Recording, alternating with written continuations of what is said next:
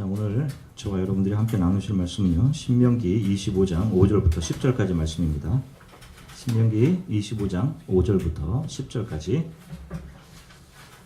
세 번역 성경으로 저와 여러분들이 함께 하나님의 말씀을 함께 읽으시겠습니다. 형제들이 함께 살다가 그 가운데 한 사람이 아들이 없이 죽었을 때에 그 죽은 사람의 아내는 딴 집안의 남자와 결혼하지 못합니다. 남편의 형제 한 사람이 그 여자에게 가서 그 여자를 아내로 맞아 그의 남편의 형제된 의무를 다해야 합니다. 그래서 그 여자가 낳은 첫 아들은 죽은 형제의 이름을 이어받게 하여 이스라엘 가운데서 그 이름이 끊어지지 않게 해야 합니다. 그 남자가 자기 형제의 아내와 결혼하는 것을 기뻐하지 않을 경우에 홀로 남은 그 형제의 아내는 성문 위에 회관에 있는 장로들에게 가서 남편의 형제가 자기 형제의 이름을 이스라엘 가운데서 잊기를 바라지 않으며 남편의 형제의 의무도 나에게 하고 있지 않습니다 하고 호소해야 합니다. 그러면 그 성읍의 장로들이 그를 불러다가 권면하십시오. 그래도 듣지 않고 그 여자와 결혼할 마음이 없다고 하면 홀로 남은 그 형제의 아내가 장로들이 보는 앞에서 그에게 나아가서 그의 발에서 신을 벗기고 그의 얼굴에 침을 뱉으면서 말하기를 제 형제의 가문 세우기를 원하지 않는 사람은 이렇게 된다 하십시오. 그 다음부터는 이스라엘 가운데서 그의 이름이 신 벗긴 자의 집안이라고 불릴 것입니다. 아멘. 잠시 기도하겠습니다. 사랑해 주님 감사합니다. 하나님, 오늘 주 예수 그리스도께서 부활하신 날 우리도 부활에 대한 소망을 갖고 있기에 하나님 부족하고 연약한 우리의 생각과 마음들을 주 앞에 내려놓고 주님 하나님을 높여드리며 예배드립니다. 주님, 한 주간 동안 믿음 없이 살았음을 다시 한번 주님께 고하며 하나님 우리의 연약함과 우리의 죄악된 본성을 하나님 앞에 내려놓습니다. 우리를 용서해 주시고 성령께서 우리를 만져주시기를 간절히 소망하고 또 우리가 하나님 앞에 가져온 헌물들은 하나님 우리가 하나님께로 받은 것의 일부들입니다. 하나님 나라와 영광을 위해 온전히 사용되고 또 지금도 하나님 오지에서 자신들의 삶을 포기하고 주님 예수 그리스도의 마음으로 예수 그리스도의 심장으로 예수 그리스도의 사랑을 증거하고 계시는 선교사님들을 위해 온전히 동역하는 데 사용되도록 성령께서 함께해 주시기를 간절히 소망합니다. 가장 부족한 중에 하나님의 말씀을 대언합니다. 성령님 도와주십시오. 또 우리의 모두의 마음이 따뜻해져 하나님의 말씀에 아멘하는 시간 되게 도와주시기를 소망합니다. 감사드리며 주 예수 그리스도 이름으로 기도드립니다. 아멘. 할렐루야. 여러분 평안하셨습니까? 한 이제 1년 만에 여러분들 뵈는 것 같습니다. 3주라는 시간이 정말 빨리 지나가 버린 것 같아요. 마치 한여름밤의 꿈처럼 지나버린 것 같습니다. 저는 여기서 운전을 해서 시카고에 도착해서 또 시카고에서 비행기 타고 한국에 갔다가 한국에서 이제 하루 머무르고 캄보디아로 갔습니다. 시카고로 가는 내내 배가 좋지 않아서 운전하는 크리스에게 이 주유소 저 주유소 돌려달라고 하면서 아주 힘을 다 빼면서 가고 하루 쉬고 선교지에서 내내 무릎과 몸이 아파서 여기 마치 이게 내가 계륵 역할을 하는 것은 아닌가 어떤 좀 그런 마음들을 가지고 이번에 내가 선교지에 와서 팀원들에게 많은 짐이 됐다라는 생각 때문에 굉장히 우울하게 선교지에서의 8일을 보냈습니다. 하여간 이번에 참 가서 많은 일을 했던 것 같아요. 또 이런 사역하신 선교팀에 참여하신 여러분들 너무도 수고 많이 하셨습니다. 그리고 뒤에서 기도해 주신 모든 분들 정말로 감사해요. 그리고 다음에 또 함께 하실 또 분들 선교팀들을 위해서 또 지금부터 저희 교회는 기도하며 준비할 것입니다. 더 많은 성도들이 오지에서 수고하시는 선교사님을 찾아뵙고 또 협력하고 위로하고 그곳에 있는 사람들의 그런 모습들을 보는 것만으로도 우리에게는 정말로 커다란 신앙적인 유익이 되는 것 같아요. 선교지에 참여하신 분들은 그곳에서 많은 것 느끼신 것 그것 그대로 선교지를 품고 그곳 사람들과 선교사님들을 위해 기도하시며 살아가시기를 바라요. 우리가 별 느낌 없이 살아가는 이 시간에도 또 나에게만 집중해서 다른 곳을 바라볼 여유조차 없이 살아가는 동안에도 누군가는 복음을 위해 산을 넘고 강을 건너 예수의 사랑을 증거하는 사람들이 있음을 우리 주안의 교회에 계신 성도들은 모두가 매 순간 꼭 기억하시면서 그렇게 살아가셨으면 좋겠습니다. 자, 오늘 본문은 성경을 읽는 많은 사람들의 마음을 많이 불편하게 하는 하나님께서 이스라엘에게 율법으로 주신 한 결혼 방식에 대해서 이야기를 하고 있습니다. 계대 결혼이라고 이야기를 하고 시형제 결혼법이라고 불리는 이 결혼법 안에 담겨진 복음의 의미를 좀 살펴보도록 할게요. 계대 결혼이라는 말, 레빌레이트 메리지라고 합니다. 이것은 라틴어의 레비르라고 하는 단어에서 유래된 단어예요. 그래서 이 말은 레비르라는 단어는 남편의 형제라는 뜻입니다. 남편의 형제. 즉 우리가 읽은 오늘 본문이 보여주는 것처럼 후손을 남기지 못하고 죽은 사람을 대신해서 그 죽은 형제의 아내와 의무적으로 동침할 의무가 있는 형제를 일컬는 단어가 바로 레비르예요. 형제 중에 자녀를 남기지 못하고 죽은 사람을 위해서 다른 형제가 그 죽은 형제의 아내를 통해 자녀를 낳아 죽은 형제의 아내의 이 대를 이어주는 제도가 바로 계대 결혼입니다. 지금 이제 2018년도를 살아가는 우리들에게는 도덕적으로 상식적으로 이해하기 어려운 그런 결혼 제도이죠. 그런데 성경은 이것을 율법으로 모세를 통해 이스라엘 백성들에게 법으로 주십니다. 반드시 지켜야 할. 우리가 이미 배웠듯이 율법은 그림자라고 말씀을 드렸어요. 이 율법이 분명하게 가리키고 있는 것이 있으며 그것이 복음이며 그것이 예수 그리스도라는 말씀을 수차례 드렸습니다. 마찬가지로 이 계대 결혼을 통해 하나님은 오고 오는 교회와 성도들에게 증거하고 계신 복음이 담겨져 있어요. 이 계대 결혼 안에 담겨진 의미를 야곱의 넷째 아들인 유다의 삶을 통해서 잠시 살펴보도록 하겠습니다. 조금 길더라도 우리 같이 창세기 28장 1절부터 26절의 말씀을 우리 한 목소리로 좀 같이 읽겠습니다. 창세기 28장 1절부터 26절입니다. 함께 읽겠습니다. 그 후에 유다가 자기 형제들로부터 떠나 내려가서 아둘람 사람 히라와 가까이 하니라. 유다가 거기서 가나안 사람 수아라 하는 자의 딸을 보고 그를 데리고 동침하니 그가 임신하여 아들을 낳으며 유다가 그의 이름을 엘이라 하니라. 그가 다시 임신하여 아들을 낳고 그의 이름을 오난이라고 하고 그가 또다시 아들을 낳고 그의 이름을 셀라라 하니라. 그가 셀라를 낳은 후에 유다는 거십에 있었더라. 유다가 장자 엘을 위하여 아내를 데려오니 그의 이름은 다말이더라. 유다의 장자 엘이 여호와 보시기 악함으로 여호와께서 그를 죽이신지라. 유다가 오난에게 이르되 내 형수에게로 들어가서 남편의 아우된 본분을 행하여 내 형을 위하여 씨가 있게 하라. 오난이 그 씨가 자기 된 것이 되지 않을 줄 알므로 형수에게 들어갔을 때에 그의 형에게 씨를 주지 않으려고 땅에 설정하며 그 일이 여호와 보시기에 악함으로 여호와께서 그도 죽이시니 유다가 그의 며느리 다말에게 이르되 수절하고 내 아버지 집에 있어 내 아들 셀라가 장성하기를 기다리라 하니 셀라도 그 형들과 같이 죽을까 염려함이더라. 다말이 가서 그의 아버지 집에 있으니라. 얼마 후에 유다의 아내 수아의 딸이 죽은지라. 유다가 위로를 받은 후에 그의 친구 아둘람 사람 히라와 함께 딥나로 올라가서 자기의 양털 깎는 자에게 이르렀더니 어떤 사람이 다말에게 말하되 내 시아버지가 자기의 양털을 깎으려고 딥나에 올라왔다 한지라.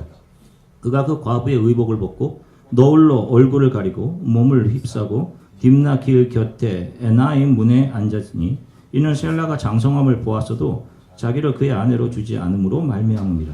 그가 얼굴을 가리웠으므로 유다가 그를 보고 창녀로 여길 곁으로 그에게 나아가 이르되 청하건대 나로 내게 들어가라 하니 그의 며느리인 줄을 알지 못하였습니다. 그가 이르되 당신이 무엇을 주고 내게 들어오려냐. 유다가 이르되 내가 내 떼에서 염소 새끼를 주리라. 그가 이르되 당신이 그것을 줄 때까지 담보물을 주겠느냐. 유다가 이르되 무슨 담보물을 내게 주랴. 그가 이르되 당신의 도장과 그 끈과 당신의 손에 있는 지팡이로 하라. 유다가 그것들을 그에게 주고 그에게 들어갔더니 그가 유다로 말미암아 임신하였더라. 그가 일어나 떠나가서 그 너울을 벗고 과부의 의복을 도로 입으니라. 유다가 그 친구 아둘람 사람의 손에 부탁하여 염소 새끼를 보내고 그 여인의 손에서 담보물을 찾으려 하였다가 그가 그 여인을 찾지 못한지라. 그가 그곳 사람에게 물어 이르되 길기앗 에나임에 있던 창녀가 어디 있느냐. 그들이 이르되 여기는 창녀가 없느니라. 그가 유대에게로 돌아와 이르되 내가 그를 찾지 못하였고 그곳 사람도 이르기를 거기에는 창녀가 없다 하더이다 하더라. 유다가 이르되 그것을 가지게 두라. 우리가 부끄러움을 당할까 하노라. 내가 이 염소 새끼를 보냈으나 그대가 그를 찾지 못하였느니라.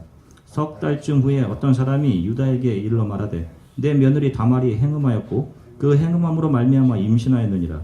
유다가 이르되 그를 끌어내 불사르라. 여인이 끌려 나갈 때에 사람을 보내어 시아버지에게 이르되 이 물건 임자로 말미암아 임신하였나이다. 청하건대 보소서. 이 도장과 그 끈과 지팡이가 누구의 것입니까 한지라. 유다가 그것을 알아보고 이르되 그는 나보다 옳도다. 내가 그를 내 아들 셀라에게 주지 아니하였음이로다 하고 다시는 그를 가까이 하지 아니하였더라. 아멘.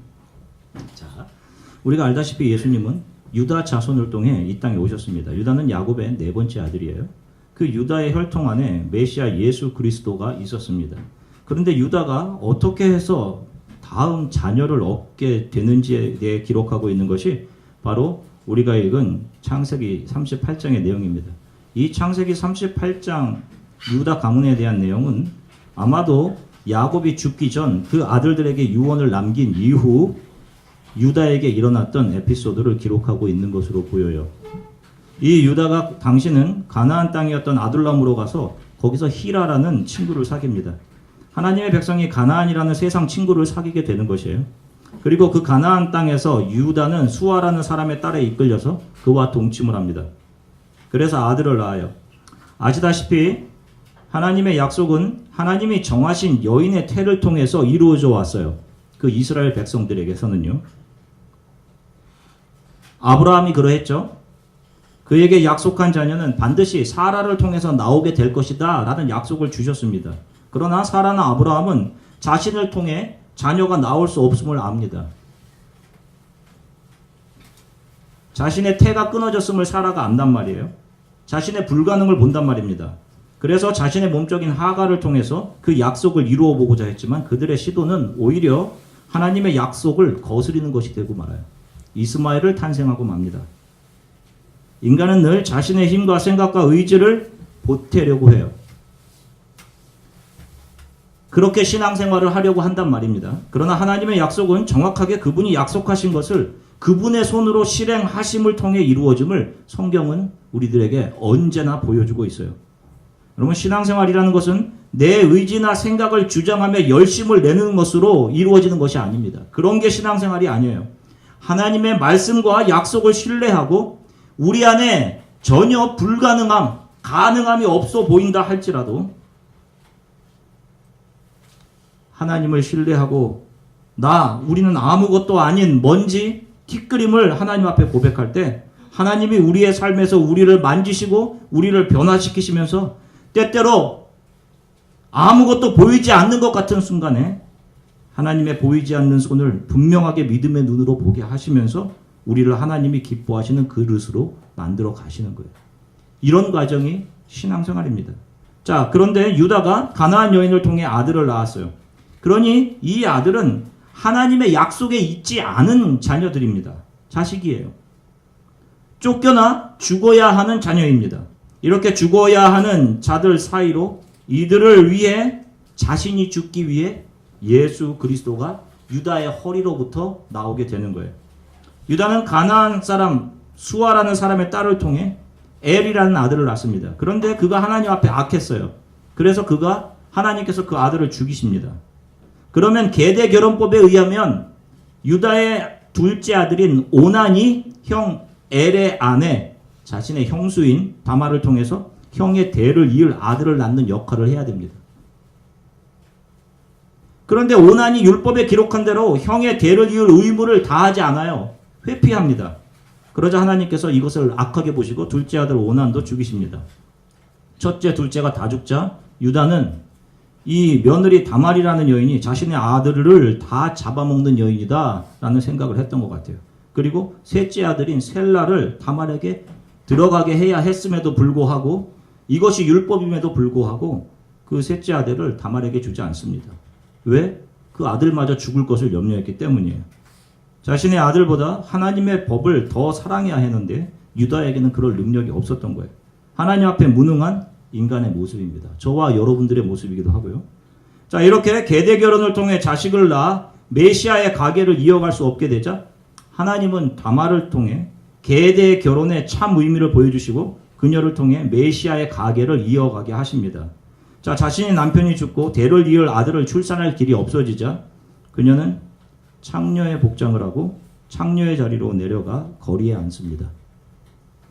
남편을 잃은 것도 억울한 정숙한 여인이 창녀의 자리로 내려가 앉아요.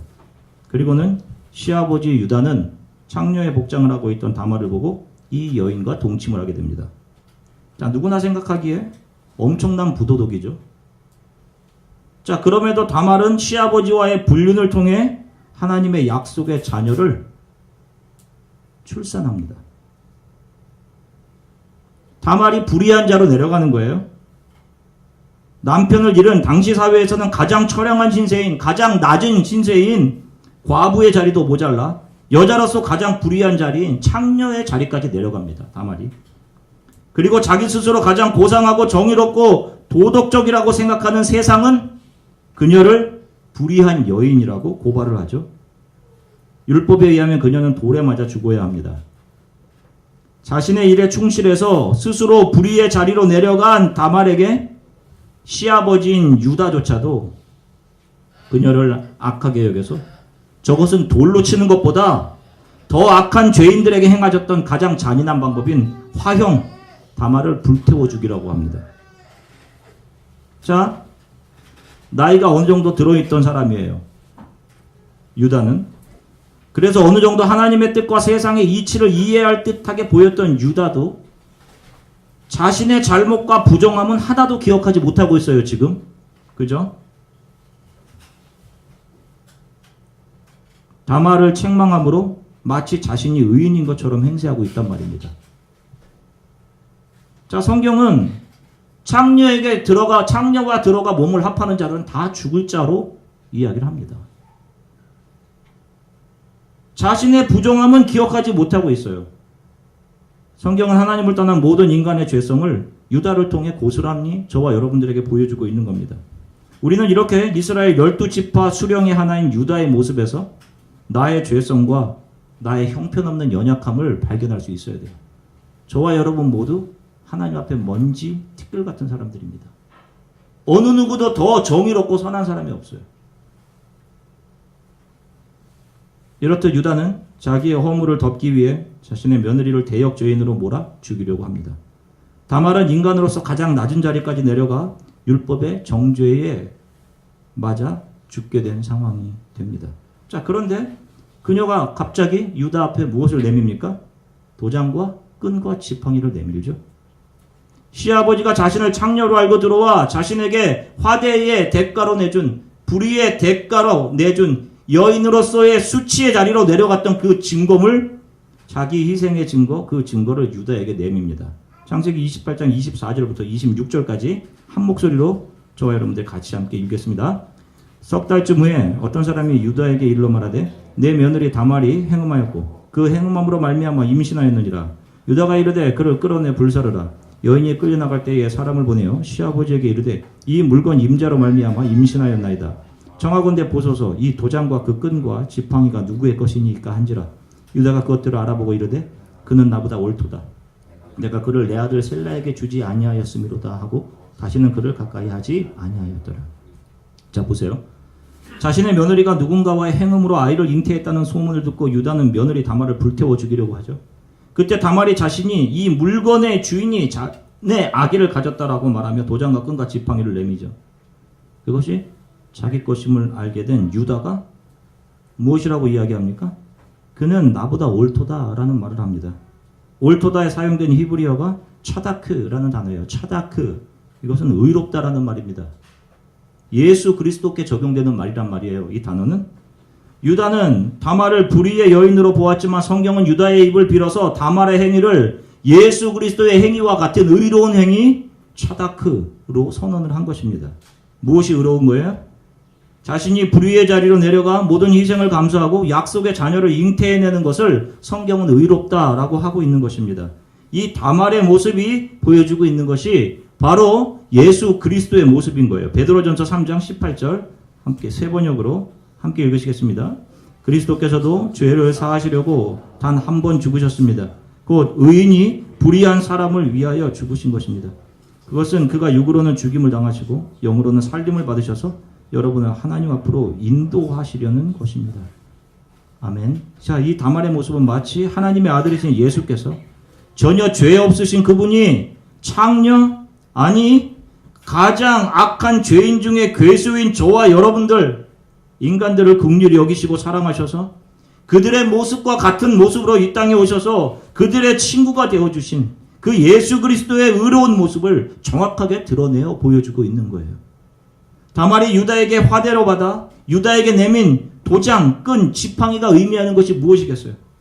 그것은 불의의 대가, 자기 자신의 낮아짐의 증거, 자기 부인의 증거, 이것이 바로 십자가인 것입니다. 여인으로서 부끄러움의 상징인 화대와 바꾼 도장, 끈, 지팡이, 이 희생의 대가를 자신의 삶에 가지고 있던 다말, 자신의 희생으로 유다 집안에서 메시아가 올 것이라는 그 약속이 끊어질 것에 대한 메시아의 가계를 이어가야 한다는 이 여인의 이름이 자랑스럽게도 예수님의 족보에 자리하게 된 것이에요. 예수 그리스도를 통해 하나님의 자녀가 된 둘째들이, 저와 여러분들이 예수의 자리인 장자의 자리에서 장자의 역할을 하며 살아가면서 그 장자의 자녀들을 이 땅, 이 세상에 잉태내는 일을 자신의 삶의 사명으로 삼고 살아가는 것. 바로 이것을 보여주는 것이 계대결혼이며 오늘 창세기 38장 다말, 유다의 이야기인 거예요. 바로 우리의 장자 되신 예수의 자리에서 예수의 십자가를 통해 하나님의 둘째 아들이 된 교회와 성도, 저와 여러분들, 이전에 저와 여러분들이 어떤 삶을 살았어요? 나를 채우고 나의 입을 즐겁게 하고 나의 배, 나의 자존심 채우는 삶을 행복이라 여기며 살아가던 사람들이 예수 그리스도의 자기 희생을 통해 하나님의 사랑 안에 들어와 우리의 모든 삶을 들여 이 땅의 예수의 자녀들, 작은 예수들을 잉태내는 삶을 살아가는 것, 이것이 바로 계대결혼 안에 담겨진 영적인 의미이고 복음인 것입니다. 바로 이것을 이해하고 충실하게 낮은 자리로 내려가 이 일을 충실하게 이행했던 다말이 예수의 족보에 여인의 이름을 올려놓고 있는 거예요. 여러분, 이 세상에서 내 삶을 내가 원하는 대로 채우며 살아가기 위해 교회 생활, 신앙 생활을 하셔서는 안 됩니다. 그것은 신앙 생활이 아니에요. 수없이 교회를 많이 다니시고 봉사를 많이 하셔도 하나님 앞에 가서 다 의미 없는 것이 되고 맙니다. 그렇게 살던 사람들이 자신의 삶이 부인당하고 우리의 장자 되신 예수의 자리로 들어가 그분이 원하셨던 그분의 자녀들, 작은 예수들을 잉태하고 그들을 해산해내고 그들을 돌보는 삶으로 변해가는 것이 신앙생활이고, 여러분, 그렇게 살아가는 것이 순종의 삶인 것입니다. 그런데 지금 교회 다니고 있는 많은 사람들이 어떻게 살고 있는지 여러분 생각해 보세요. 이 세상과 결혼한 자신의 삶의 윤택과 자기 자신의 채워짐을 위해서 교회 다니고 종교 생활을 한단 말입니다. 여러분, 교회에서 선포하는 메시지들을 들어보세요. 다 이 세상에서 잘 되는 것을 복으로 여기고 복음을 가장한 거짓 복음들을 선포한단 말이에요. 자신도 하나님 나라에 들어가려 하지 않고 하나님 나라에 들어가는 사람조차 들어가지 못하게 막아서고 있단 말입니다. 예수의 멍에와 예수의 십자가를 선포하지 않고 목사와 교회 지도자들, 성도들이 예수의 십자가를 지려고 하지 않는단 말이에요. 대부분 세상과 결혼한 자신의 삶의 풍요와 만족을 위해 삽니다. 그것을 위해 신앙생활을 한다니까요. 하나님 이거 해주십시오라고 하면서요. 자신이 정의이고 선이며 자기가 의예요.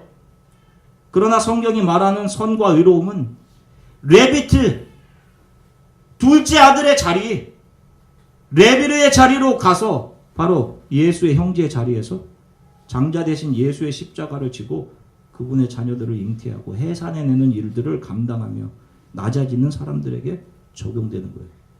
그들에게 의롭다 함이 적용되는 겁니다. 이번 캄보디아 단기 선교 방문 마지막 날 저희는 라타나끼리에서 푸놈펜으로 내려와 푸놈펜 시내를 잠시 둘러보았어요. 푸놈펜은 캄보디아의 수도이고 우리들이 방문한 라타나끼리 품꼬한 품카삐어 마을과는 불과 약 10시간에서 11시간 정도 거리에 있는 도시입니다. 프놈펜은 제가 방문했던 몇 년 전과는 너무도 다른 모습으로 변해 있었습니다. 높이선 빌딩들, 꽤 많은 빌딩들이 서 있고 5년 전 제가 처음 프놈펜을 방문했을 때만 해도 백화점 한 개가 처음 막 오픈을 했어요. 근데 이제는 여러 개의 백화점들, 오히려 아이오와보다 이 아이오와에서는 볼 수 없는 높은 건물들, 화려함들이 마음껏 뽐내며 자리하고 있었습니다. 백화점에서 팔리는 물건들의 가격도 이곳이 시카고인지 캄보디아인지 한국인지 구별이 안 갈 정도였어요. 10시간에서 11시간 거리에 떨어져 있는 다른 오지의 마을에 있는 사람들은 75센트로 한 끼를 먹습니다. 프놈펜에서는 15불인 점심 식사에도 사람들이 식사에 가득했어요. 마치 두 개의 다른 세상을 보는 듯했어요.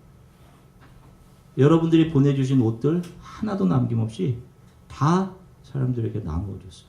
다 가져갔습니다. 그들의 옷은 다 헤어지고 찢어지고 붉은 흙 투성이의 옷, 마치 옷들이 최소의 가림막인 양 입고 있던 품값비어의 아이들과 주민들이 눈에 선합니다. 그리고 그와 떨어진 곳에서 조그만 명품의 상표가 붙은 옷을 마치 나의 아이덴티티인 양 입고 살아가는 사람들, 그리고 그 우월감을 행복이라고 착각하며 살아가는 사람들, 괴리감들을 느낄 수 있었어요. 이제 품권한 품값비어 그것도 조금씩 개발되어 갈 것입니다. 이미 품권 안으로 들어가는 길은 작년과 많이 달라져 있었어요. 길이 많이 좋아졌고 이제 전신주도 조금씩 품권 마을로 가까워지고 있습니다. 이제 곧 전기가 공급될 거예요. 점차 그들도 자신을 채워주고 많이 가지는 삶을 행복이라고 여기고 그런 것들을 꿈꾸며 살아갈지도 모른다는 생각이 저의 마음을 많이 쓰라리게 했습니다. 여러분, 한번 우리가 진지하게 생각해 봤으면 좋겠어요. 지금 저와 여러분들의 삶은 어디를 향하고 있습니까? 우리들은 도대체 무엇에서 행복을 발견하며 살아가고 있어요? 프랑스 AFC 통신에 따르면 2017년 작년도 전 세계에서 예수를 믿는다는 이유로 죽임을 당한 사람의 숫자가 3,066명이었다고 합니다. 오픈 도어스 선교회에 의하면 나이지리아와 파키스탄 그리고 동남아시아 지역에서 가장 많은 기독교인들의 순교가 있었다고 해요. 그중 2,000명은 나이지리아에서 순교했다고 합니다. 지금도 예수의 사랑을 발견하고 하나님의 자녀가 되어 예수의 자리에 서서 그분의 십자가를 지고 자신의 이 땅에서의 불이익과 불편함을 오히려 기쁨으로 감수하며 살고 있는 어떤 크리스천들, 아니 예수의 제자들이 걸어가고 있는 그 이 동시대의 삶을 함께 걸어가는 나는 지금 어떤 모습으로 살아가고 있습니까? 저와 여러분들 정말 예수의 십자가를 지고 예수를 따르는 예수의 제자가 맞는 것입니까? 정말 내가 예수를 따르는 사람이라면 나에게 낮아짐의 증거는 무엇이 있나요? 예수를 위해 낮아지고 희생한 낮은 자리로 내려간 흔적이 내 삶에 있느냐고요. 하나님 앞에 내놓을 만한 나의 도장과 끈과 지팡이는 무엇입니까? 여러분, 우리 안에 이것이 있어야 된다니까요. 예수의 자리에 서서 그분이 나를 위해 철저히 낮아지셨고 나를 하나님 나라의 자녀로 삼기 위해 그분이 지셨던 십자가가 내 삶에도 내 어깨에도 있어야 하는 거예요. 남들이 나를 의롭다고 여겨주고 잘한다고 칭찬해주는 거 중요하지 않습니다. 남들이 다 칭찬할 때 우리가 보았던 영화 쉰들러 리스트처럼 그 쉰들러처럼 2차 대전이 끝난 후 수많은 사람들이 쉰들러가 1200명의 유태인들을 구했다고 그를 칭찬했을 때 그가 오열하면서 말하잖아요. 오히려 오열하면서 더 많이 구했어야 했습니다. 더 많이요. 제가 더 할 수 있었는데 제가 나태해서 하지 못했습니다. 저것도 팔아서 한 명을 더 구할 수 있었고 이 시계도 팔아서 한 명을 더 구할 수 있었습니다. 라는 말들을 하잖아요. 여러분, 우리가 하나님 앞에 서게 될 때 모습이 이런 모습이어야 한다니까요. 거기서 무엇을 했다라고 하면 안 돼요. 이런 모습입니다. 더 했어야 됐는데 부끄럽습니다. 사랑하는 성도 여러분, 근신하십시오. 신앙의 이유를 분명히 붙들고 신앙생활 하십시오. 우리는 나를 채우고 나의 행복을 위해 사는 사람들이 아닌 거예요, 여러분. 적어도 여러분들이 크리스찬이라고 생각하신다면요. 예수의 자리에 서서 그분의 자녀들, 앞으로 이 나라 안으로 들어와야 될 사람들, 작은 예수들을 잉태하고 그들을 돌보아 그들의 신앙이 장성하게 되는 데까지 그것을 우리의 사명으로 삼고 그렇게 그들을 케어하며 그들을 위해 기도하며 그들을 성장하게 하는 일들을 사명으로 삼고 살아가는 자임이 잊지 않고 살아가시기를 주 예수 그리스도의 이름으로 간절히 축원합니다. 잠시 함께 기도할게요. 설교를 준비하다가 한 찬양의 가사가 기억나는데 우리가 찬양의 가사에 이런 찬양이 있어요. 나의 만족과 유익을 위해 가지려 했던 그 모든 것 이제 모두가 해로 여기고 주님을 위해 다 버리네. 내 안에 가장 귀한 것 주님을 알미라. 자주 부르는 찬양이지 않습니까? 정말 이 찬양의 고백처럼 나의 만족을 채우고 나의 자존심을 채우고 욕망을 채우는 삶이 아닌 예수의 십자가를 지고 장자 대신 예수가 걸으신 그 길을 위에 서서 많은 사람들을 내 가슴에 품고 그들을 예수를 사랑하는 예수의 자녀로 잉태해내는 일들, 그리고 그들을 돌보아 믿음으로 장성케 하는 일들을 사명으로 삼고 살아가게 해 주십시오. 연약하고 먼지와 같은 나를 도와주십시오. 이렇게 잠시 기도했으면 좋겠습니다. 우리 잠시 함께 기도하겠습니다. 하나님 참 감사합니다. 또 사랑하는 성도들과 또 기쁨으로 만나 하나님의 말씀으로 교제할 수 있게 하셔서 참 감사합니다.